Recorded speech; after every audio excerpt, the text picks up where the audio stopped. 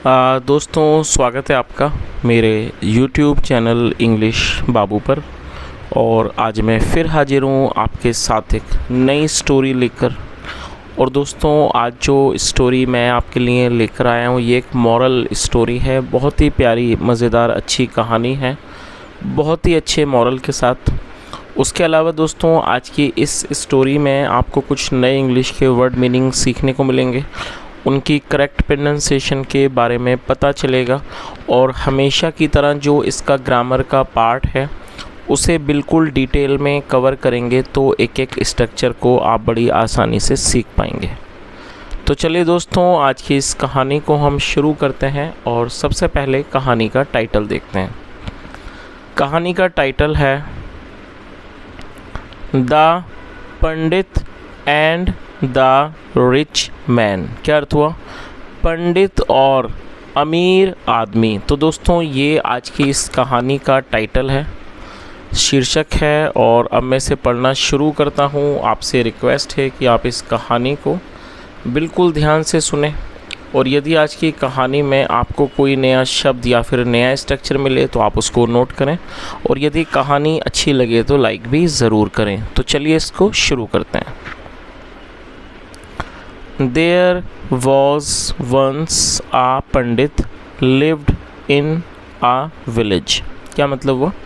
दोस्तों, ये जो वाक्य है ये एक पास्ट इंडेफिनिट का अफर्मेटिव वाक्य है। और जब हम पास्ट इंडेफिनिट में कोई भी अफर्मेटिव का वाक्य बनाते हैं तो वहाँ वर्ब की सेकंड फॉर्म का यूज़ किया जाता है।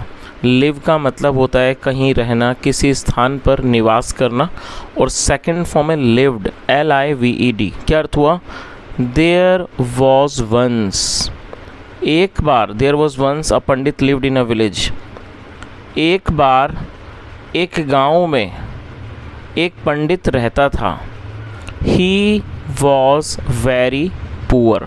दोस्तों, ये जो वाक्य है ये एक सिंपल पास्ट का सेंटेंस है। सिंपल पास्ट का मतलब होता है जब हम पास्ट में कोई ऐसा वाक्य बनाते हैं जहाँ पर वॉज या फिर वर का यूज़ हेल्पिंग वर्ब के रूप में किया जाता है, साथ में नाउन या एडजेक्टिव को लेकर वाक्य बनाया जाता है। और दोस्तों, सिंपल पास्ट या सिंपल प्रेजेंट में जब हम वाक्य बनाते हैं तो ऐसे वाक्यों में वर्ब का प्रयोग नहीं किया जाता है। तो इस तरह के जो वाक्य हैं उन्हें नो एक्शन सेंटेंस भी कहा जाता है। तो क्या अर्थ हुआ? ही was very poor. Poor adjective है जिसका मतलब होता है गरीब या फिर निर्धन। ही वॉज वेरी पुअर का मतलब हुआ वह बहुत गरीब था। He did not have a house. दोस्तों, ये जो वाक्य है ये प्रेजेंट पजेसिव का नेगेटिव सेंटेंस है। सबसे पहले आप पजेसिव सेंटेंस समझ लीजिए क्या होते हैं पजेसिव सेंटेंस। पजेसिव का मतलब होता है जब हम कोई ऐसा वाक्य बनाते हैं जहां ये दिखाते हैं, दर्शाते हैं कि किसी व्यक्ति के पास कुछ है या नहीं है। इस तरह के वाक्यों को पजेसिव कहा जाता है। और ये ये पास्ट पजेसिव का नेगेटिव सेंटेंस है। याद रखें, पास्ट पजेसिव में जब हम अफर्मेटिव बनाएंगे तो वहाँ हेड का यूज़ किया जाएगा हेल्पिंग वर्ब के रूप में। मैं एक एग्जांपल से इसको समझाता हूँ। जैसे मान लीजिए, अगर मैं पास्ट इंडेफिनिट में पजेसिव में कोई ऐसा वाक्य बनाता हूँ जो कि अफर्मेटिव हो, मतलब कि पॉजिटिव सेंटेंस, जैसे कि मेरे पास घड़ी थी, तो ये अफर्मेटिव है, इसका होगा आई हैड ए वॉच। तो कोई भी जब हम पास्ट में पजेसिव वाक्य बनाएंगे तो हेड का यूज़ किया जाएगा। और दोस्तों, ये पास्ट पजेसिव का ही नेगेटिव है। नेगेटिव में डिड नॉट के बाद हैव का यूज़ किया जाएगा। He did not have a house का अर्थ हुआ कि उसके पास घर नहीं था। अब मैं इसके एक दो एग्जांपल देता हूँ। जैसे आप बोलो कि मेरे पास घड़ी नहीं थी, तो इसका क्या होगा? I did not have a watch. तो इस रूल को आप नोट कर लें कि जब हम पास्ट पजेसिव में नेगेटिव का वाक्य बनाएंगे तो सब्जेक्ट के बाद डिड नॉट हैव, ये पूरी हेल्पिंग वर्ब आपको लिखनी है, डिड नॉट हैव, उसके बाद जो वस्तु है उसको मेंशन कर देना है। दोस्तों, मैं आपको एक वाक्य देता हूँ प्रैक्टिस के लिए। यदि आप इस स्ट्रक्चर को समझ गए तो उसको आप ट्रांसलेट करें, कॉमेंट में शेयर करें। वाक्य को आप नोट कर लीजिए। राजू के पास घड़ी नहीं थी। चलिए, आप इसको ज़रूर ट्रांसलेट करें और कमेंट में भी बताएं। आगे देखिए, he got his meals with great difficulties. दोस्तों, ये जो वाक्य है ये भी पास्ट इंडेफिनिट का ही वाक्य है जहाँ सेकंड फॉर्म लगाई जाती है अफर्मेटिव सेंटेंस से। गेट का मतलब होता है मिलना या फिर किसी वस्तु का प्राप्त होना। सेकंड फॉर्म है गॉट। ही गॉट, उसे मिलती थी। हिज मील, मील मतलब भोजन, उसे उसका भोजन मिलता था। With great difficulties. दोस्तों विद का मतलब साथ नहीं है, यहाँ इसको कंजक्शन के रूप में यूज़ किया गया है, और कंजक्शन में जब आप विद का यूज़ करेंगे तो उसका मतलब हो जाएगा से। तो देखिए इसको कैसे निकालेंगे इसकी meaning, he got his meals with great difficulties. Difficulty मतलब होता है परेशानियाँ, कठिनाइयाँ। उसे उसका भोजन बहुत कठिनाइयों से मिलता था। Even his clothes were worn out. और दोस्तों ये जो वाक्य ये भी पास्ट, सिंपल पास्ट का वाक्य है जहाँ वर्ब का यूज़ किया गया हेल्पिंग वर्ब के रूप में, और वॉर्न आउट का मतलब होता है फटे पुराने। Even his clothes were worn out, उसके कपड़े भी फटे पुराने थे। The pandit use to beg for his meals. दोस्तों इस वाक्य में यूज टू का प्रयोग किया गया है, आपने अक्सर यूज टू का प्रयोग देखा होगा। यूज टू का प्रयोग पास्ट के वाक्यों में कंसिस्टेंसी को दर्शाने के लिए किया जाता है। जैसे कुछ ऐसे वाक्य जैसे मैं उसे पढ़ाया करता था, मैं वहाँ रहा करता था, राजू दौड़ा करता था, ऐसे वाक्यों में यूज टू के साथ वर्ब की फर्स्ट फॉर्म भी लगाई जाती है। और आप इसे नोट कर लीजिए, बी बैग, बैग का मतलब होता है भीख मांगना। क्या अर्थ हुआ, the pandit use to beg for his meals. पंडित अपने भोजन के लिए भीख मांगा करता था। He went from door to door begging. और दोस्तों ये भी पास्ट इंडेफिनिट का वाक्य है जहाँ पे सेकंड फॉर्म लगाई गई है। गो मतलब जाना, सेकंड फॉर्म वेंट, और डोर टू डोर का मतलब होता है घर घर जाना। He went from door to door begging, वह भीख मांगने घर घर जाता था। प्लीज़ गिव मी आर्म्स, कृपया मुझे भिक्षा दीजिए। और दोस्तों इसमें मैंने इसको देखिए आर्म्स पढ़ा है, आप भी इसको नोट कर लें। इसमें जो एल है वो साइलेंट है तो आर्म्स पढ़ेंगे, जिसका अर्थ होता है भिक्षा। On seeing his old clothes, on seeing his cloth, old clothes का मतलब है उसके पुराने कपड़ों को देखकर। मैनी पीपल थॉट, कई लोगों को लगता था। थिंक मतलब सोचना या लगना, और ये सेकंड फॉर्म है थॉट, और यहाँ सेकंड फॉर्म है, इसका मतलब ये पास्ट इंडेफिनिट का ही वाक्य है जहाँ सेकंड फॉर्म लगाई जाती है। On seeing his old clothes, उसके पुराने कपड़ों को देखकर। मैनी पीपल थॉट, कई लोगों को लगता था। दैट की ही वॉज मैड, कि वो पागल है। एंड शूड हिम अवे, और उसको वो भगा देते थे। और दोस्तों शू अवे का मतलब होता है भगाना, और ये सेकंड फॉर्म है तो आप इसे भी नोट कर लें। तो पूरी लाइन का क्या अर्थ निकला, उसके पुराने कपड़ों को देखकर कई लोगों को लगता था कि वह पागल है और उसको भगा देते थे। वंस एक बार, समहाउ कैसे भी, ही गॉट न्यू क्लॉथ्स, उसे नए कपड़े मिल गए। गेट का मतलब मिलना, प्राप्त होना, और ये सेकंड फॉर्म में क्या अर्थ हुआ कि एक बार। समहाउ का मतलब होता है कैसे भी करके, कैसे भी करके। ही गॉट न्यू क्लॉथ्स, उसे नए कपड़े मिल गए।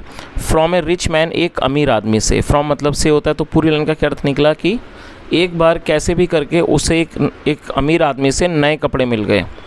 Wearing those new clothes. और दोस्तों ये जो दोज है इसके बारे में आपको बताया था, ये दैट का प्लूरल है। जब कोई वस्तु दूर होती है तो वस्तु के लिए इसका प्रयोग किया जाएगा। यदि वस्तु एक होगी तो दैट लगाएंगे, दैट का प्लूरल दोज होता है, तो इसे भी नोट कर लीजिए।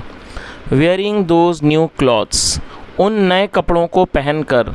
ही वेंट, वह गया। टू बैग, भीख मांगने। एज बिफोर, पहले की तरह।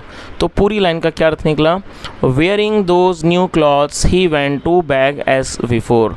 उन नए कपड़ों को पहनकर वह पहले की तरह, एज बिफोर मतलब पहले की तरह भीख मांगने गया। और दोस्तों यहाँ एक बात आपको बताना चाहूँगा कि इस वाक्य में दो वर्ब का प्रयोग किया गया है। वाक्य को बनाने में आप देख सकते हैं दो वर्ब हैं।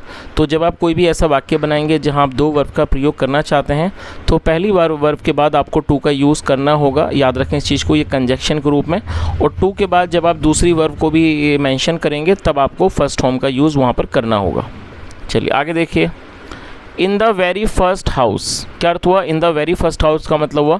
और दोस्तों देखिए कई लोग कंफ्यूज हो सकते हैं। वेरी का मतलब होता है काफ़ी, अधिक इसका मतलब होता है। जैसे मान लीजिए हम यूज़ करते हैं I like him very much, मैं उसे बहुत पसंद करता हूँ। तो वेरी का मतलब अधिक होता है, ज़्यादा होता है, बहुत होता है। लेकिन यहाँ पर वेरी का मतलब ऐसा नहीं है। देखिए यहाँ इसकी मीनिंग अलग है। In the very first house का मतलब हुआ कि पहले ही घर में। He went, in the very first house he went मतलब पहले ही घर में मैं, मतलब वह गया। द मैन सैड, आदमी ने कहा, सर श्रीमान प्लीज़ कम इन, कृपया अंदर आइए। तो इस तरह से पूरी लाइन का क्या अर्थ निकला, in the very first house he went मतलब पहले ही घर जिसमें वो गया।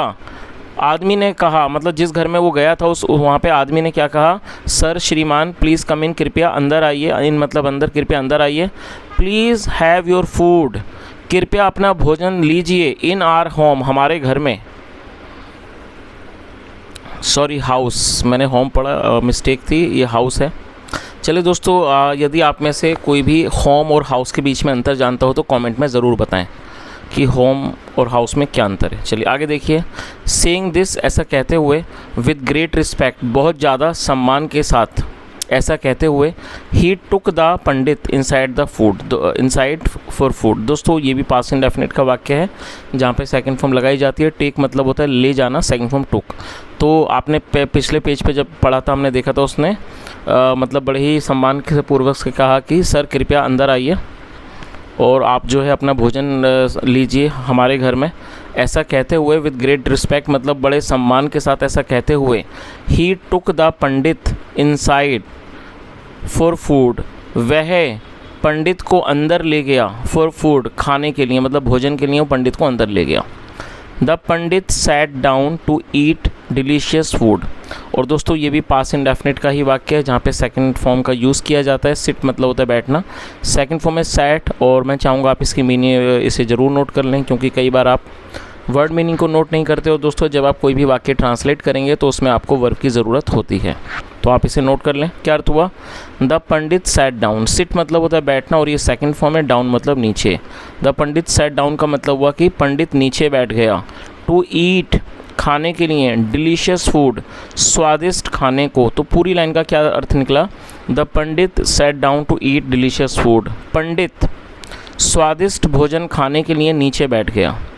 बट लेकिन, before he put a morsel, morsel का मतलब होता है निवाला जिसको कोर भी कहा जाता है, इन हिज ऑन माउथ, लेकिन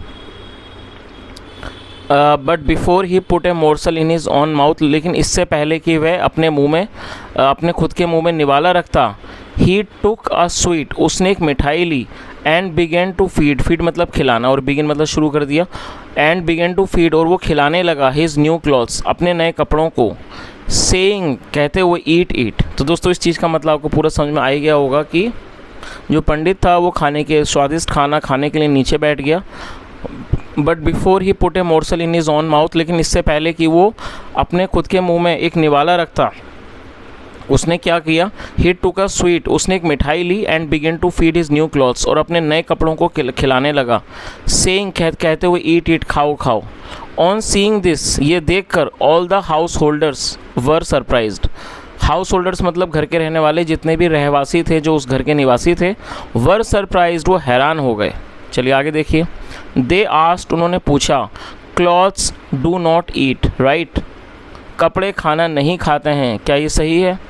देन फिर, why do you offer food to the clothes, फिर आप कपड़ों को खाना क्यों ऑफ़र करते हो, खाना क्यों देते हो? चलिए आगे देखिए उसने क्या जवाब दिया।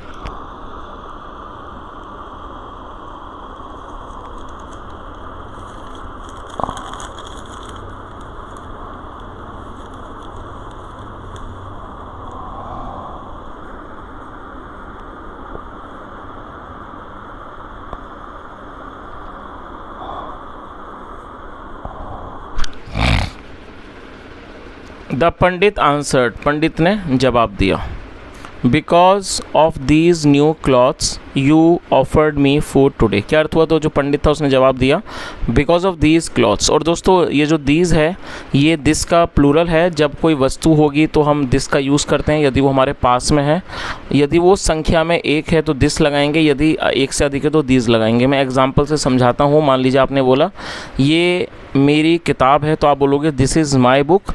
और यदि किताबों की संख्या एक से अधिक है तो आप क्या बोलोगे?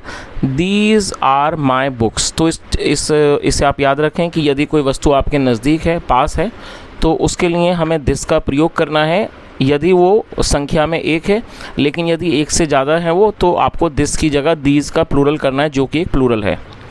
तो क्या अर्थ हुआ? द पंडित आंसर्ड, पंडित ने जवाब दिया, because of these new clothes, इन नए कपड़ों की वजह से, you offered me food today, आज आपने मुझे खाना दिया।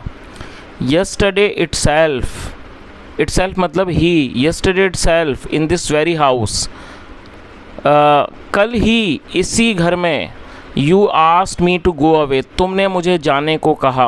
गो अवे मतलब जाना। तो उसने क्या कहा कि कल ही इसी घर में तुमने मुझे जाने को कहा। सीन्स क्योंकि, आई हैव गॉट फूड, क्योंकि मुझे खाना मिला है। ड्यू टू दीज क्लॉथ्स, इन नए कपड़ों की वजह से, इन नए कपड़ों के कारण। I am grateful to them, मैं इनके प्रति आभारी हूँ। और दोस्तों ग्रेटफुल को आप नोट कर लीजिए, ग्रेटफुल का मतलब होता है किसी के प्रति आभारी होना, एहसानमंद होना। और ये जो वाक्य है ये सिंपल प्रेजेंट का सेंटेंस है। जैसे सिंपल पास्ट में हम वॉज या वर का यूज़ करते हैं, ठीक उसी तरह से सिंपल प्रेजेंट में इज एम आर का यूज़ हेल्पिंग वर्ब के रूप में किया जाता है। साथ में नाउन या एडजेक्टिव को लेकर वाक्य को बनाया जाता है। और यहाँ पर ग्रेटफुल को यूज़ किया गया है। ये एडजेक्टिव है जिसका मतलब मैंने ऑलरेडी बता दिया, आभारी होना या फिर एहसानमंद होना। तो इस तरह से अब आप इसको समझ ही गए होंगे कि जब वो व्यक्ति, जो ये पंडित जी थे, जब उन्हें खाना दिया गया तो इन्होंने क्या किया, उन्होंने एक मिठाई ली और वो अपने कपड़ों को खिलाने लगे,